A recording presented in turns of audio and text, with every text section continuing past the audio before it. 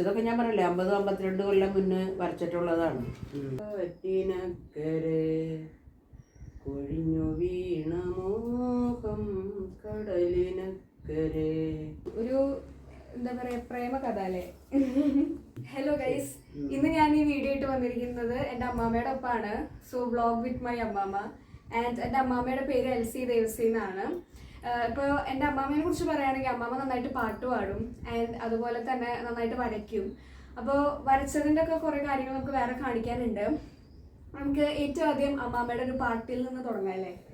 ഒരു പാട്ട് പാടും. പാട്ട് നമ്മുടെ ലളിതഗാനം പാടട്ടെ. കഴിഞ്ഞു പോയ കാലം.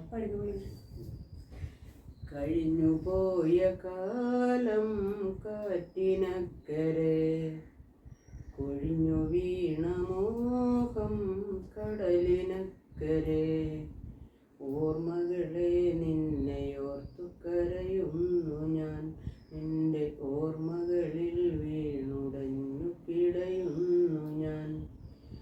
ദേവതാരു പൂത്ത കാലം നീ മറന്നുവോ, അന്നു ദേവതമാർ ചൂടി തന്ന പൂ മറന്നുവോ, ദേവദൂതുമായി വന്നൊരെൻ്റെ സ്വപ്നമേ, ദേവലോകമിന്നെനിക്കു നഷ്ട സ്വർഗമോ, മഞ്ഞലയിൽ മുങ്ങി നിന്ന തിങ്കളല്ലയോ, അന്ന് തമ്പുരുവിൽ തങ്ങി നിന്ന കാവ്യമല്ലയോ, കരളിനുള്ളിലൂറി നിന്നൊരെൻ്റെ രാഗമേ, കരയരുതേ എന്നെയോർത്തു തേങ്ങരുതേ നീ, കഴിഞ്ഞു പോയ കാലം കാറ്റിനക്കരെ, കൊഴിഞ്ഞു വീണ മോഹം കടലിനക്കരെ, ഓർമ്മകളെ നിന്നെയോർത്തു കരയുന്നു ഞാൻ, നിന്റെ ഓർമ്മകളിൽ വീണുടഞ്ഞു പിടയുന്നു ഞാൻ. ഇതാണ് ഞാൻ പറഞ്ഞത്, അമ്മ നന്നായിട്ടൊക്കെ പാട്ട് പാടും. അമ്മ പാട്ടൊന്നും പഠിച്ചിട്ടില്ല? പാട്ടൊന്നും പഠിച്ചിട്ടില്ല, കേട്ട് പഠിച്ച് പാടുക, അതാണ് മെയിൻ കാര്യം. അപ്പോൾ അമ്മാമ്മയുടെ ഒരു കഴിവ് നമ്മളിപ്പോൾ പുറത്തെടുത്തു. വേറൊരു സാധനമാണ്, ഇതാണ് മെയിൻ. ഇതിലെന്ന് പറയുന്നത് അമ്മാമ്മ എഴുതിയിട്ടുള്ള കുറേ കാര്യങ്ങളുണ്ട്. കുറേ എസ്സേ പോലെ എഴുതിയിട്ടുണ്ട് ആൻഡ് അതുപോലെ തന്നെ കുറേ ചിത്രം വരച്ചിട്ടുണ്ട്. അപ്പോൾ അതൊക്കെ ഇതിൻ്റെ ഏറ്റവും പ്രധാനപ്പെട്ട എന്താണെന്ന് വെച്ച് കഴിഞ്ഞാൽ വർഷങ്ങൾക്ക് മുമ്പുള്ള സാധനങ്ങൾ ഏറ്റവും പഴയത് 52 വർഷം മുമ്പുള്ള പല ചിത്രങ്ങളും വരച്ചതുണ്ട്. ആൻഡ് പിന്നെ വേറെ കുറെ പാനുകൊണ്ട് വരച്ച സാധനങ്ങളൊക്കെ ഉണ്ട്. പിന്നെ അത് മാത്രമല്ല വേറെ കുറെ എഴുതിയതും ഒക്കെ ഉണ്ട്. ഈ എസ്സേ പോലെ ഓരോന്ന് എഴുതിയതൊക്കെ ഉണ്ട്. നമുക്കത് ഡീറ്റെയിൽ ആയിട്ട് നമുക്കൊന്ന് നോക്കാം. ഓക്കെ, ഇത് ഞാൻ 50-52 വർഷങ്ങൾക്ക് മുന്നേ വരച്ച പേന കൊണ്ട് വരച്ച ചിത്രമാണ്. ഇത് അന്ന് വയലാറിനെയാണ് വരച്ചു കഴിഞ്ഞപ്പോൾ വേറെ രൂപമായിട്ട് വന്നേ.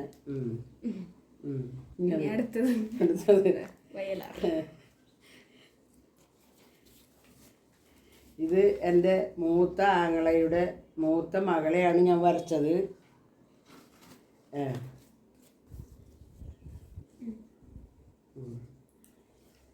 ഇത് വെറുതെ ഇങ്ങനെ ഓരോന്ന് പാനെടുത്ത് ഇരിക്കുമ്പോൾ വരയ്ക്കുന്നത് മാത്രം.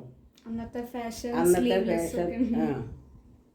അന്നാണ് കൂടുതൽ സ്ലീവ്ലെസ്സിൻ്റെ ഒക്കെ ഉണ്ടായിരുന്നു. ഇപ്പൊ അത്രയും ഇല്ല, എന്നാലും ഉണ്ട്. ഇതൊക്കെ നമ്മൾ ഓരോരുത്തരെ ഉപമിച്ച് കണ്ടുകൊണ്ട് ഇങ്ങനെ വരച്ചു എന്ന് മാത്രം, അല്ലാണ്ട് ഒരാളെ കണ്ടിട്ട് അത് വരയ്ക്കുന്നതല്ല. വെറുതെ ഇരിക്കുമ്പോൾ പേന കൊണ്ട് അങ്ങനെ വരച്ചുണ്ടാക്കിയത്. ഇതും അങ്ങനെ തന്നെ.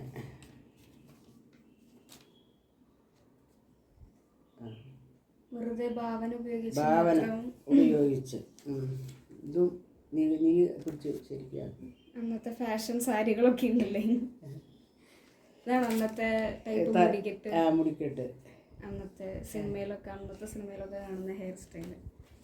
നെക്സ്റ്റ് ഇത് പണ്ടത്തെ മോഡലിന് 50 കൊല്ലം 52 കൊല്ലം മുന്നേ വരച്ചതാണ്. അപ്പോൾ അന്നത്തെ ഫാഷനിലുള്ള ഇതാണ്. എൻ്റെ അടിയിലെല്ലാ ഇതിൻ്റെ അടിയിൽ ആർട്ട് ബൈ എൽസി എന്ന് എഴുതിയിട്ടുണ്ട്.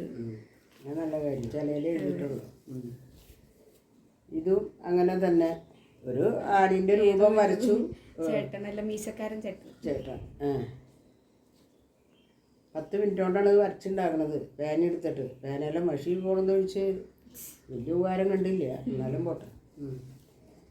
അന്നത്തെ സെറ്റ് മുണ്ട്, തലകെട്ട്, അങ്ങനത്തെ ടൈപ്പ് മാലകൾ. ഇതും ഒരേ പെൺകുട്ടിയുടെ അങ്ങനെ ഇരിക്കുമ്പോൾ അന്നത്തെ മെയിൻ ഇതാണ് ഈ വലിയ വട്ടപ്പൊട്ട് എന്ന് പറയുന്നത്. അത് എല്ലാത്തിലും ഉണ്ട്. കൊട പിടിച്ചു പോകുന്ന ചേച്ചി. ഇത് സെറ്റ് മുണ്ടെടുത്ത് പണ്ടത്തെ ഗ്രാമീണ കന്യക.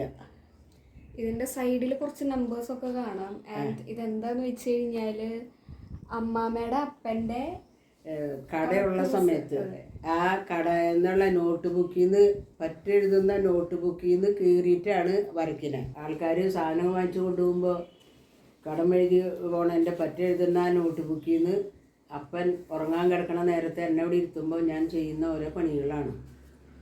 അപ്പൻ്റെ എന്നും ചീത്ത കേൾക്കും. ഈ നോട്ട് ബുക്കിൻ്റെ പേജുകൾ മുഴുവനും കീറിയതാക്കി വെക്കും. എന്നാലും അടി കിട്ടിയാലും നാണില്ലാത്തൊരു ജീവിതമായിരുന്നു അന്ന്. അത് നമുക്കിങ്ങനെ അതിന്റെ ഇടയിലൊക്കെ നോക്കി കഴിയുമ്പോ വേണ്ടോ ഓരോ കണക്കൊക്കെ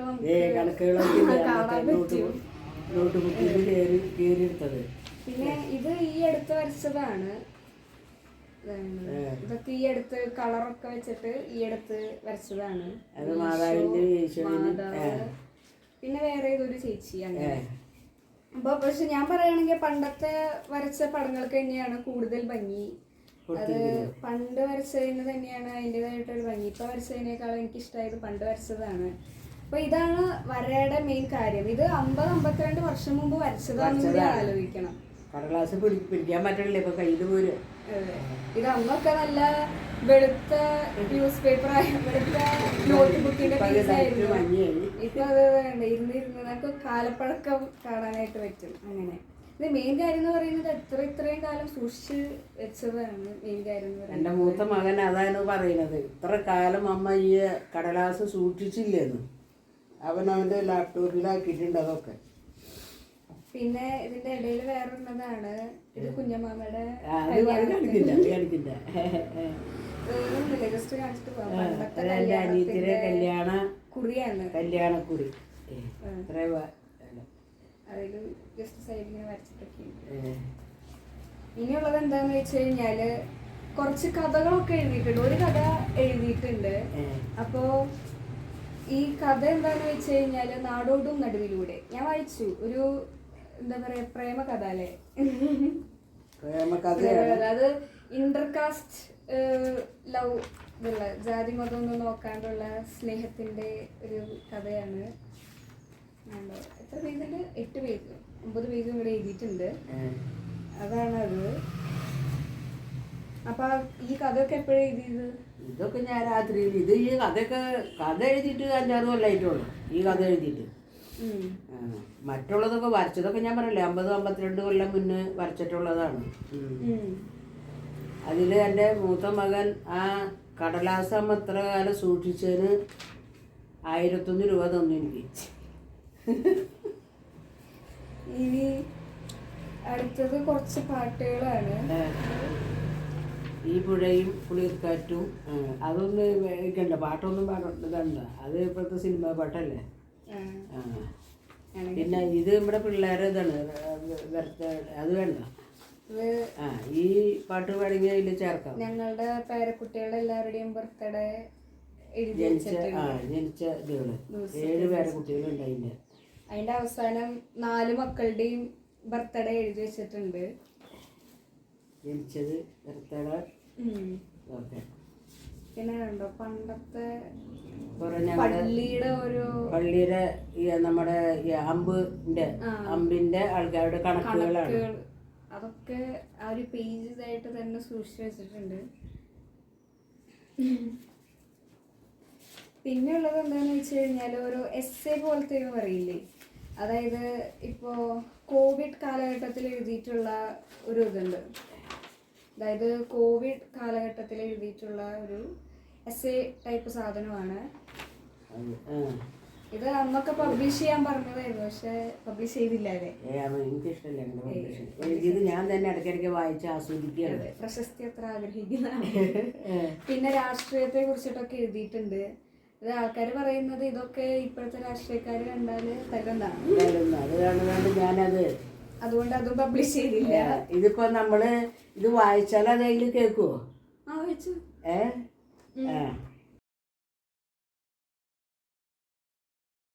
ഇതൊന്നും പറയല്ലേ. എന്തേലും പറയണ്ട. ഇതാരെയാണ് വരച്ചത്?